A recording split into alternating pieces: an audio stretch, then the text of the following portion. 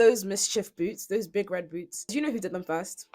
I'll just give you 1 second to think. Clowns. Yeah, clowns have been doing this for years and years and years, and now we think we're so different. Hi everyone, welcome back to my channel, and if you're new here, welcome. Thanks for clicking on this video. As you can see, this video is all about trends. I'm going to put the tier list on the screen right now. The tiers are pretty self-explanatory. The only one I feel like I need to explain is why. Why just means that I don't like it at the moment, but like I'm open to hearing suggestions or opinions, but then not for me is clearly just not for me. We're currently in the everything everywhere all at once era of trends. People are actually fashion pick-me's and they don't realize it. Like everyone's like, oh my gosh, my style is so different.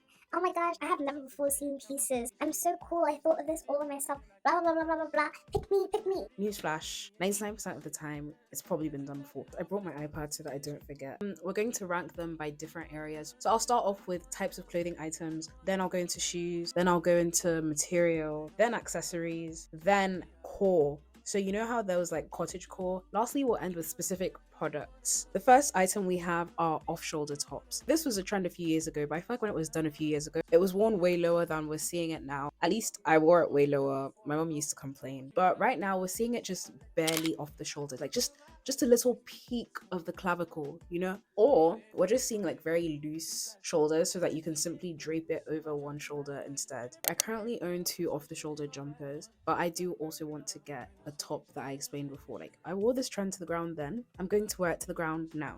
Next, we have maxi skirts. So this became a trend as a result to the skirt should be the size of a belt. Life short, take risks. Now we're seeing more full-length skirts. The ones I'm going to talk about are split into 2 main ones: the cargo maxi skirts and the denim maxi skirts. I really like the cargo maxi skirts. I actually own one right now, but for the denim one, my grandma has one. I'm just not going to be twinning with my grandma. I'm sorry. You can, not me though. Next item, asymmetrical tops. This is in response to all the crop tops that have taken over the last few years. With these, we're seeing the lower part of the top overlapping with your trousers or whatever bottoms you're wearing. Sometimes the part that's higher still slightly shows a little bit of skin, but then the bottom might cut right at your waist, no, hip. Yeah, this is just to elongate the torso rather than elongating the legs, as has been the focus of the past few years. Next, we have capris. Guys, really? Why? This is not a why as in convince me why, but a why as in I'm judging you why. So I remember seeing Coco Chanello post an Instagram picture with orange capris, but I tried looking for it for this video and I couldn't find it, so I'm not sure if she took it down or if I just didn't look hard enough. But if she took it down, that just clearly shows that maybe it's not that good. Like maybe she didn't like it. It's like maybe she realized it was just for the trend. Even when I'm older and they come back in style, like maybe at the very least I could wear them for work, but definitely not for anything else. Moving on, shoes. First, we have the tabby shoes. These were popularized by the French brand Maison Margiela or Maison Margiela. I'll be putting this in the Y pile because I don't know how they feel. Can you feel that there's something going between your toes, or does it just feel like normal shoes? And also, I'm still not sure how I feel about them aesthetic wise. Currently, they definitely wouldn't fit into stuff I wear, but as style keeps evolving, potentially.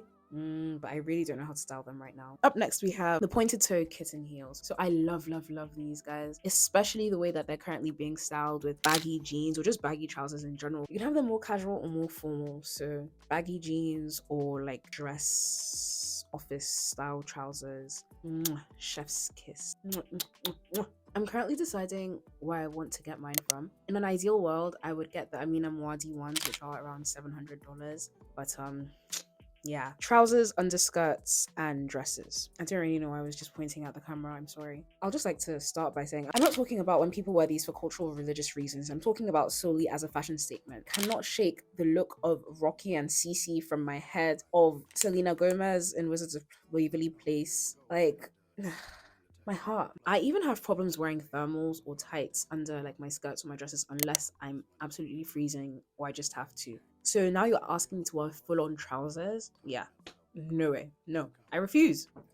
I refuse. Moving on to our next section, we have materials. The first material I'll be talking about are metallics. I started seeing this trend at the start of last year, like January last year, but it definitely became way more popular after the Diesel show in like late February, I think, with not just the Diesel bags, but the full-on Diesel metallic looks in different colors. There was like a rose gold, I think, or like a pinky look, a blue look, a gold look. You see this? Here's just a part where I'd like to point out that I was ahead of the trend. Except for now, I feel weird wearing this bag out because I feel like people think it's like a diesel dupe. So I don't know, it's just weird. Even though I love this bag, I got it from Urban a few years ago, and I definitely want to invest in more like full-on metallic looks. Next, we have tartan, or as it's called in the US, plaid. So think old money, gossip girl, Blair Waldorf. That's what I wanted to be. Not what I wanted to be, that's how I wanted to look. There was a time where I was obsessed with the old money aesthetic. But if you think about it, if you really think about it, really deep it, guys, is old money really ethical / moral? Like, is that not elitism? And if you're white, does that not mean that your ancestors were slave owners? Think about it. Think about it, because why do you have so much generational wealth, huh? And then for Nigerians, I fear I may get beat up for this one. But like, does that not mean that your ancestors, not even ancestors, your great grandparents were politicians? And not the good politicians. They were the ones that helped to sell us to the Brits. Yeah. Next, crochet / knitwear. This is actually a scarf, but I wear it as a skirt just because it's long enough. Long enough is subjective. My mom would ask me, Jessica, what is this? It actually covers up everything, believe it or not. Now we're seeing them more as sleeves. Like I've seen a lot of crochet sleeves, hats, crochet tops. Crochet tops had actually been in style for a lot of years now. And obviously just like knitted cardigans are also just practical. What's next on the list? Well, I'm happy you asked. Next, we have accessories. Since we're talking about accessories, I figured it's only right I talk to you while wearing my blue light glasses. I got these blue light glasses for whenever I'm editing, at night especially. And I never had to wear glasses when I was a kid. That was such a pick me statement, I know. Oh my gosh, I'm so different. I didn't wear glasses when I was young. So as a reaction to the shoulder bags and the dainty gold jewelry, everything is all about maximalism. As many rings as you want, big bags, beaded necklaces, chunkier earrings, mixing silver and gold. We do it all.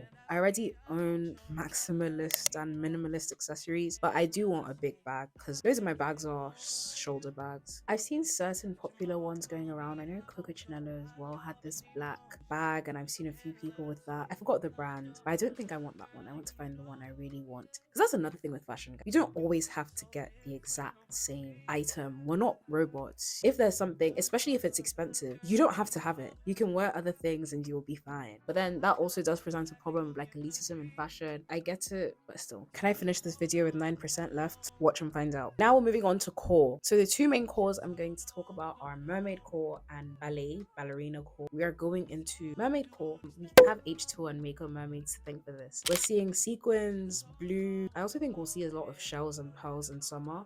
I have 2 pearl earrings and a pearl necklace, but I don't have shells. I don't really have a lot of blue. I don't have sequins, but I wouldn't mind getting these things. Ballerina core, on the other hand, I'm going to have to put that in cute, but I'd only wear one. So this is everything sheer, everything tulle, ribbons. You know when those sheer printed tops were trending? Yeah, I have like 4 of those. Actually, no, I have 5. I don't know if I would get other sheer clothing. I don't really see myself wearing those tulle or poofy skirts. Ribbons once in a while. 7%. The pressure is getting worse.